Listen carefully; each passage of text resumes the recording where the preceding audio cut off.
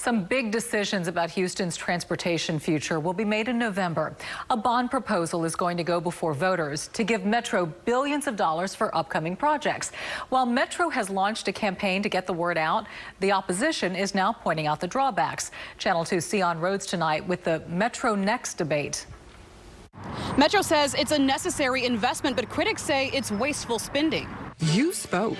We listened. By now, you've probably seen the ads. And now we have a plan for the future. And maybe even gotten this flyer in the mail touting Metro Next, their plan to add 500 miles of travel improvements. What we can do with this plan is give more travel opportunities and travel options. Metro wants to borrow $3.5 billion to help pay for a long list of projects, including new bus lines, rebuilt transit centers, and expanded light rail. But first, they need to convince you to vote yes on the measure, which is on the November 5th ballot. And when you make these kind of investments, they are 20-year investments. It's to make sure that we're taking those incremental steps that we can realistically fund and apply going forward to make sure we can deliver projects when we have the funding capacity to do so.